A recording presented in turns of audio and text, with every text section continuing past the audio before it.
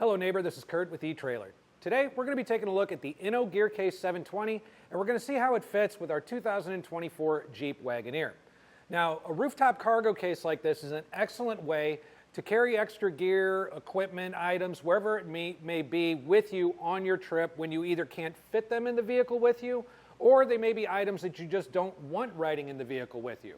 There have been several times where I've been out camping and some of the tarps, tent, dirty clothes, sleeping bags, they can get a little bit of a smell to them after a few nights. So taking them with you in the car can make for not such a pleasant ride home. Keeping them up here in a cargo box is a great way to transport them safely while outside of the vehicle. It can also be used for some other things, like for instance, if you're going on a trip, you got the car full of luggage, passengers, things like that. Something like this might be able to carry a couple of standard golf bags for you. Or if you're taking a kayak or canoe, it's a great place to put your helmets, life vests, paddles, things like that. So all sorts of reasons you could use something like the Inno Gear Case 720. It's going to give us 11.5 cubic feet of storage space up there, and it's going to have a 110-pound capacity. Now, the box itself weighs 33 pounds, so while that's not all that difficult to get up and down from the roof, the Wagoneer is a pretty tall one, so if you have a friend with you to help, that's great. But bear in mind that 33 pounds is going to have to be added into whatever the cargo is in there when you're figuring out the capacity on your bars. Just a few things about the design and the placement of our roof box right now. So the Gear Case 720 has a couple of cool little features. One, it's got this nice handle that's going to let you carry it around much more easily whenever it's empty and you're needing to store it or put it back up on your crossbars. It's going to be surrounded by these bumpers all around the lid, and what those are going to do for you is during storage, it's going to do a really good job of helping keep it upright. It won't be sliding around or maneuvering on its own or anything like that. It's also going to help protect, bumping around from any impact or anything like that. It's going to be clamp mounted around your arrow bars, square bars, or round bars, and it's going to come with a set of keys and locks for you too. Now this lock is going to secure everything inside your box. It'll also secure the clamp mounts onto your bars. Now as far as placement on our bars, whatever crossbar set you end up getting, it uses fixed mounting points on these flush rails, so it's not like we can move the bars more farther or more back.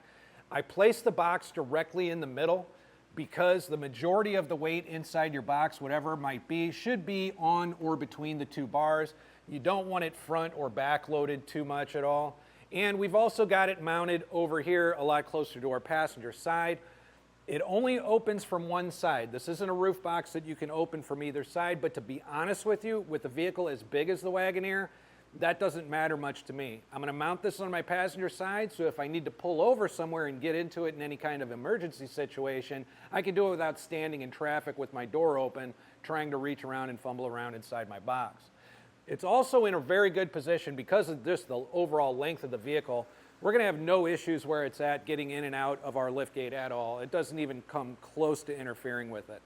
It's also far enough to the side here that we will be able to mount something on the other side as long as, it doesn't upset our weight capacity, our overall weight capacity up there. So if you want to take this, as I mentioned before, with maybe a kayak carrier over on the driver's side, you should be able to fit that without any issue. Again, just be mindful of your overall weight capacity for your roof and your roof rack.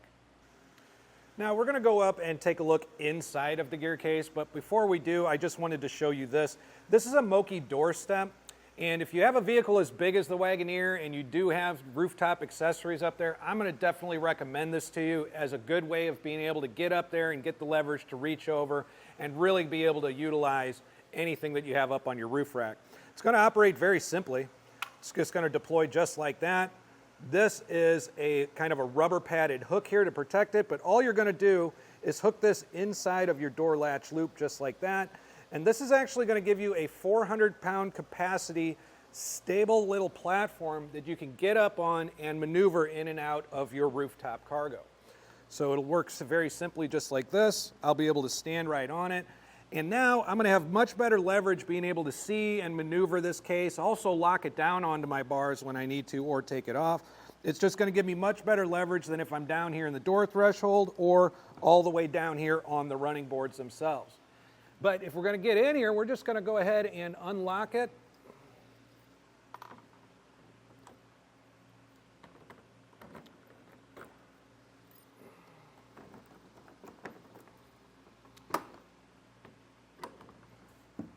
pop it open.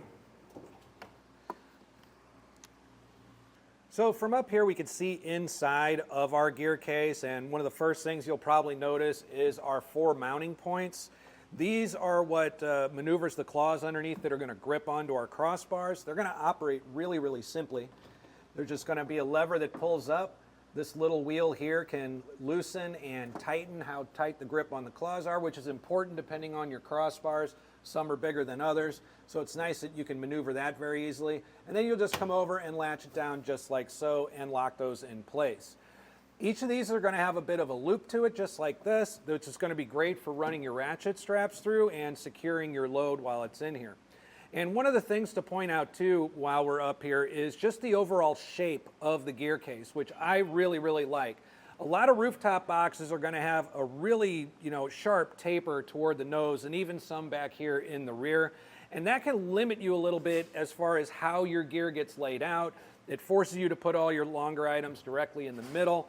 With the gear case, because it has much more of a boxy shape, you can actually lay things out. You're a little more free to lay things out as they're needed.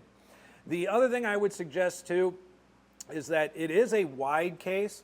So while I can certainly kind of reach all the way over here if I need to, I would advise if there's anything that you think you might need to pull over and get, or something that you'll be taking in and out of your rooftop box kind of frequently, I would just consider storing that here kind of closer to the door. But overall, that's a good look inside of the box. It operates really, really nicely and smoothly. Latches down very easily as well. And the way that the keys work is that if you have your key in here, if it's not latched down properly, it's not going to allow you to release the key. So if you turn your lock and it stays stuck in there, your latch isn't in all the way. But seeing as this is turning just fine and pulling out just fine, I know that I've got the lid secure and I'm ready to hit the road. So that's a look at the Inno Gear Case 720.